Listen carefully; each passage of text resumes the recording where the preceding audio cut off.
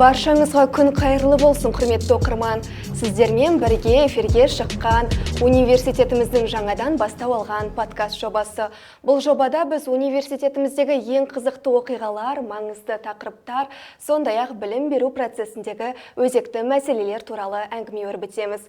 Бүгінгі біздің подкастымыздың алғашқы қонағы өз ісінің нағыз майталман маманы, физика-техникалық факультетінің декан орынбасары Чешпеков Арнұр Арманұлы. Қош келдіңіз. Қайырлы күн, қош көрдік. Көңіл күйіңіз қалай? Керемет. Ендеше ең алдымен біздің құрметті оқырмандарымызға өзіңіз жайлы толығырақ таныстырып өтсеңіз. Енді мен Қарағанды облысы, Ақтоғай ауданы, Шашыбай кентінде 1998 жылы дүниеге келгем, және осы ауылдық мектепті, 11 жылдық мектепті оқып аяқтадым. Студенттердің біразы сізді физика-техникалық факультетінің декан орынбасары ретінде таниды. Осы тұста университет қабырғасындағы қызмет жолыңызға қалай келдіңіз? Жалпы физика әлемін таңдауға не себеп болды? Болмаса, кім ықпал етті? Енді мен өзім студенттік кезден бастап осы салаға қызығушылық танытқан болатын, факультетіміздің белсенділерінің қатарында болып көзге түскен болатын. Студенттік шағымда осындай студенттерді тәрбиелеп, олардың жаңағы студенттік өмірін қызықты өтуіне жағдай жасағым келетін. Сол себепті осындай жұмысқа ұсыныс түскен соң мен оны бірден қабылдадым. Студенттік шағымдағы ойларымды жүзеге асыратын бір үлкен бір мүмкіндік деп түсіндім. Әрине, енді әр мамандықтың өзінің қызығы мен қиындығы қатар жүреді ғой. Осы тұста сіздің осы қызмет бабыңызда есіңізде ең ерекше қалған бір айтарлықтай оқиға бар ма? Болса, бізбен бөлісе кетсеңіз. Қызықты оқиға десеңіз, студенттердің арасында орын алған бір жайттар, ұстаздық жолында. Болмаса, бір жеткен жетістігіңіз, ең үлкен қуанышыңыз. Өзімнің студенттік кезімдегі бір оқиға болатын, қазір ойыма келіп тұр. 2015 жылы болатын. Мен ол кезде бірінші курспын. Осы Қарағанды қаласына алғашқы келген кезім, қаланы танымаймын, білмеймін. Және де мынандай бір оқиға болды. Қыс уақыты осы біздің қаламызда орталық стадион, Шахтер стадионында коньки тебу алаңы болды. Соны қызықтап біз группаласымызбен бірге барғымыз келді кешкі уақытта. Бірақ енді студенттік кез болғандықтан қалтамызда қаражаттың тапшылығы болды. Бірақ барғымыз келді. Сондықтан енді осындай мәселе болды. Біз шықтық, қаланы білмейміз. Группаласымызбен енді 145-ші автобус барады екен таптық, отырдық. Және отырған кейін автобуста кондукторға айтамыз: бізді Шахтер стадионына келген кезде айта салшы, біз сол жерден түсіп қалайық деп айттық, кондукторға ескерттік. Жақсы деді. Енді бір отырдық, келе жатырмыз, біршама уақыт өтті. Біз әлі келе жатырмыз, дала қап-қараңғы, қай жерде келе жатқанымызды түсінбей тұрмыз. Автобустан елдер түсіп жатыр. Бір уақытта келсек, автобуста ешкім қалған жоқ, соңғы аялдама дейді. Біз группаласымызбен не істейміз енді, қайда барамыз? Сөйтсек, 145-ші автобус, сонау Пришахтинск қаласының соңғы автостанция жаңағы аялдамасына келіп қалдырып кеткен екен.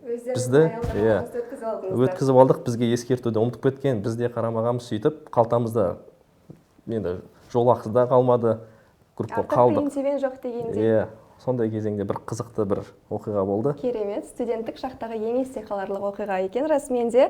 Осы тұста енді тағы бір айта кететін мәселе, өзіңіздің бір өмірлік ұстанымыңыз, бір азаматтық ұстаным деп жатамыз, өмірлік принципіңіз бар ма? Енді ондай бар әрине. Енді қызметте осы жұмыста мен алдымен академик адалдықты ұстанам, одан кейін адамгершілік пен қарапайымдықты ұстанам. Және де осы студенттеріме бір айтатын бір қанатты сөзім бар, Абай атамыздың: сенде бір кірпіш дүниеге кетігін тапта бар қалан деген қанатты сөздерді мен студенттерге әрдайым айтып жеткізіп отырам. Бұл сөздердің қаншалықты құнды екенін, және де әр студенттің өзінің орны бар, өзінің маңыздылығы бар екенін түсіндіргім келетін. Студенттік шақ, студенттер жайлы болып жатқаннан кейін факультетте студенттерге қандай қолдау көрсетіледі? Мәселен, белгілі бір ғылыми жобалар аясында бөлінетін гранттар, стипендиялар, бір сондай мүмкіндіктер қарастырылған ба? Әрине, барлық енді қолымыздан келген қолдауды көрсетеміз. Мен жеке өзім тәрбие саласы бойынша өзімнің студенттеріме әрдайым қолдау көрсетуге қолымнан келгенін аямаймын, және де өзімнің студенттерімнің жақсы көңілде болуы және де олардың өздерінің ыңғайлы ортада сезінуін мен үшін маңызды. Бірінші орынға қоясыз студенттердің жайлылығын. Жақсы, өте керемет. Енді қалай ойлайсыз, өзіңіз факультет декан орынбасары ретінде әр осы декан орынбасарларының бойында қандай қасиеттер табыла білуі тиіс?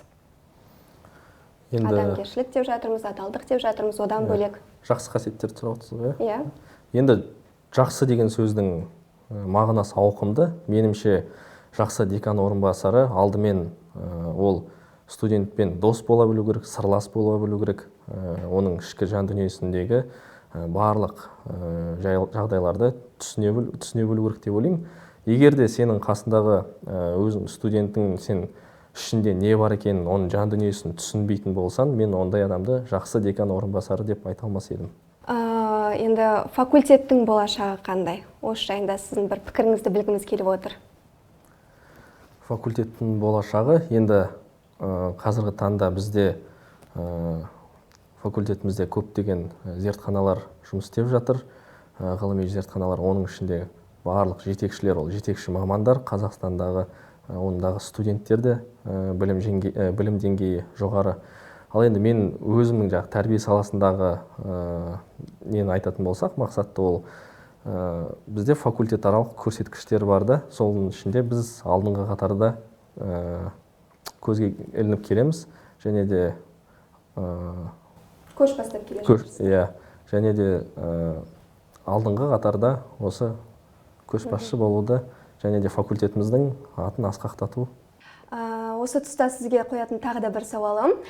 Факультетте енді физика саласын, қай саласын алып қарасақ та, түлектері сұранысқа ие. Бірақ студенттерді енді оқу ордасын бітіргеннен кейін, 4 жылдық білімін алғаннан кейін қандай мүмкіндіктер күтіп тұр? Қазіргі таңда біздің факультет көптеген ірі кәсіпорындармен тығыз байланыста. Мысалға айтатын болсақ, көліктік техника және технологиялар білім беру бағдарламасының түлектері осы Қарағанды қаласының ірі кәсіпорындары, оның ішінде Қазақмыс, Шұбаркөл немесе Барусан Макин бар, тағы да сол сияқты Қармет бар, және осындай ірі кәсіпорындарда жетекші мамандарды бар қызмет жасай алады. Қаншама мамандықтың ішінде неге физика жолын таңдадыңыз? Яғни оған біреу түрткі болды ма, жоқ әлде белгілі бір жағдай себеп болды ма? Енді бұл физика пәнін таңдауының өзінің бір мектеп қабырғасынан басталған болатын. Себебі мен 10-шы сыныпқа дейін ағылшын пәнін таңдап келгем. Ағылшын пәнін жақсы меңгергем. Аудандық, қалалық, облыстық осы олимпиадаларды, жүлделі орындарды алып келгенмін. Бірақ уақыт өте келе осы 11-шы сынып ОБТ таяған кезде біз отбасымызбен, ата-анамызбен осындай бір пікір туды да, менің туған ағам ағылшын тілінің аудармашысы болып қызмет жасайды. Сол себепті бір үйге 2 аудармашы не үшін қажет деген сұрақ болды. Содан кейін мен осы техникалық мамандықтарды ойлай бастадым. Оның ішінде яғни физика таңдау керек. Сол себепті физика пәнін таңдадым. Кейіннен осы академик Евней Арыстанұлы Бөкетов атындағы Қарағанды университетінде көліктік техника және технологиялар мамандығына оқуға түстім. Отбасыңызда сізден бөлек тағы бір басқа мүшелеріңіз осы физика саласына қызығушылық таныта ма, жоқ әлде әулетіңізде ең алғашқы, ең бірінші физик маман сіз бе?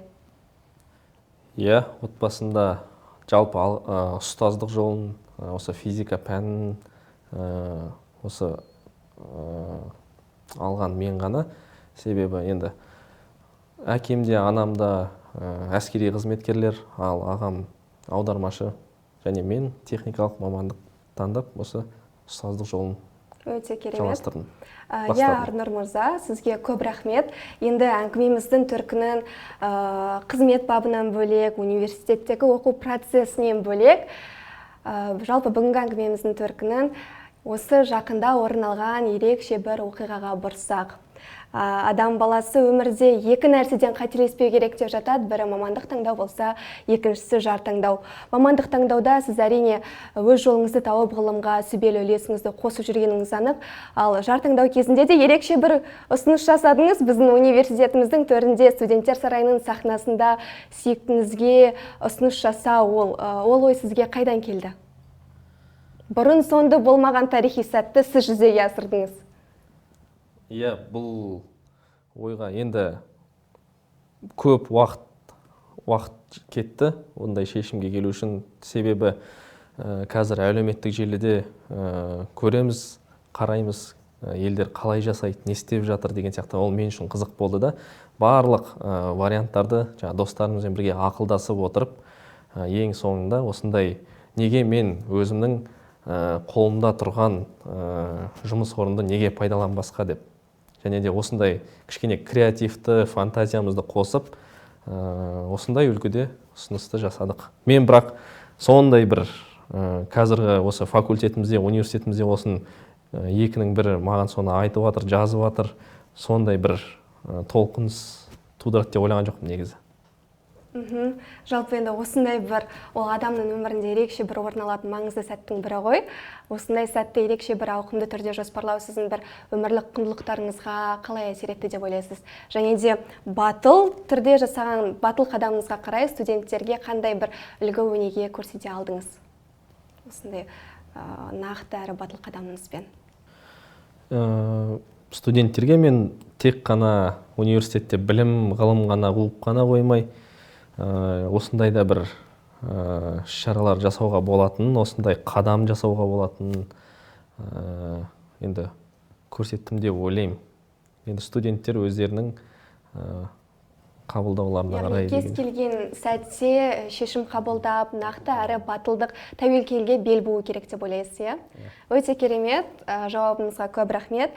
Жалпы енді құрметті оқырман, бүгінгі біздің әңгімеміз Арнұр мырзамен өткен әңгімеміз өте қызықты әрі мазмұнды болды деп ойлаймыз. Арнұр мырза, енді біздің сұхбатымызды тек қана оқу ордамыздағы студенттер мен оқытушылар ғана емес, сондай-ақ мектеп оқушылары да тамашалайды. Осы тұста бітіруші түлектерге қандай да бір ақыл кеңесіңізді берсеңіз? Енді мектеп түлектеріне айтарым, егер де жан-жақты дамуларыңыз келсе, мықты маман иесі болуларыңыз келсе, академик Бөкетов атындағы Қарағанды зерттеу университетіне әрине шақырамыз. Арнұр мырза, бүгінгі әңгімеміз өте мазмұнды әрі қызықты болды. Сізбен осы факультеттегі оқу үрдісі жайлы студенттерге жасалып жатқан қолдау, әрі өміріңізде орын алған ерекше оқиға туралы сөйлесу біздің оқырмандарға да ерекше бір әсер етті деген ойдамыз. Жалпы подкастымызды қорытындылай келе, сізге алдағы уақытта шығармашылық табыс тілейміз. Университетке сіңіріп жатқан еңбегіңіз ұшан теңіз. Тағы да рахмет. Рахмет. Осындай заманауи үлгіде подкастқа шақырғандарыңызға рахмет. Алдағы уақыттарда сіздерге де тек табыс тілеймін. Рахмет.